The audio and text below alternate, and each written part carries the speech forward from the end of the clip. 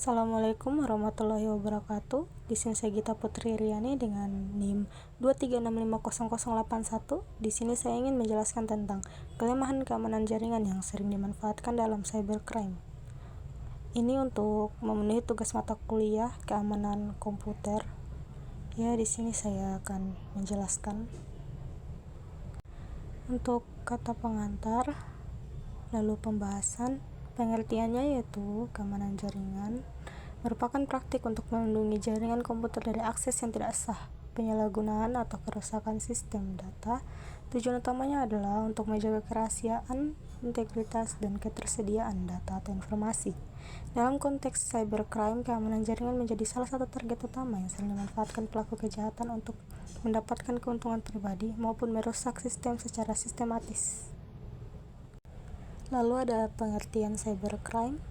Cybercrime adalah segala bentuk kejahatan yang dilakukan dengan menggunakan teknologi komputer dan jaringan internet sebagai alat, target, atau tempat terjadinya kejahatan.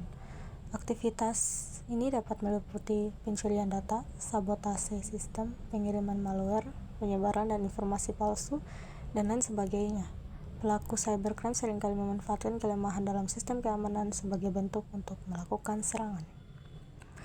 Lalu ada jenis-jenis kelemahan keamanan jaringan, yaitu konfigurasi keamanan yang buruk atau sistem jaringan yang tidak dikonfigurasi dengan benar, misalnya firewall tidak aktif, port terbuka, atau default password masih digunakan menjadi target empuk bagi penyerang.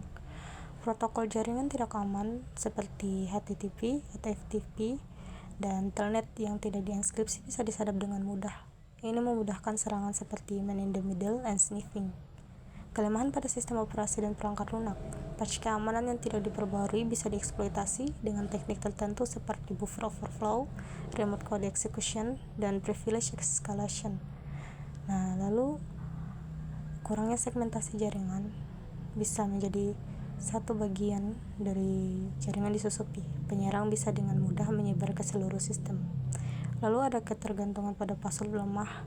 Penggunaan kata sandi yang mudah ditebak atau tidak menggunakan autentifikasi dua faktor membuat akun jaringan mudah diretas. Untuk itu, kita bisa membuat sandi yang lebih sulit. Mungkin yang pelupa bisa direkam atau disimpan sandinya di tempat yang aman. Selanjutnya, contoh serangan cybercrime akibat kelemahan jaringan bisa berupa penyerang memanfaatkan jaringan bot atau botnet untuk membanjiri server target dengan lalu lintas yang sangat tinggi hingga layanan tidak dapat diakses. Lalu ada man in the middle attack, penyerangan pencegat komunikasi antara dua pihak tanpa diketahui, seringkali dengan memanfaatkan jaringan wifi publik yang tidak aman. Lalu ada sniffing, teknik penyadapan data dengan memantau lalu lintas jaringan, biasanya pada protokol yang tidak dienkripsi. Lalu ada SQL injection pada sistem berbasis jaringan, eksploitasi input pengguna untuk mengakses database melalui query yang tidak terlindungi. Setelahnya ada upaya pencegahan mitigasi. Beberapa langkahnya yaitu bisa menggunakan firewall dan intrusion detection prevention system, atau menginskripsi komunikasi dengan SSL atau TLS, rutin memperbarui sistem operasi dan perangkat lunak, atau menerapkan segmentasi dan pengendalian akses.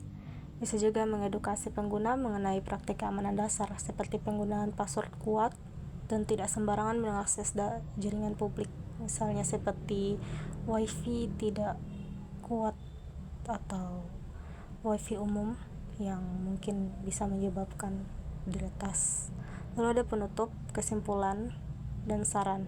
Berdasarkan pembahasan yang telah dilakukan, dapat disimpulkan bahwa kelemahan dalam keamanan jaringan merupakan salah satu faktor utama yang sering dimanfaatkan oleh pelaku cybercrime. Kelemahan tersebut dapat berupa konfigurasi jaringan yang buruk, penggunaan protokol yang tidak aman, sistem yang tidak diperbarui, hingga kelemahannya kesadaran pengguna dalam penjagaan keamanan digital.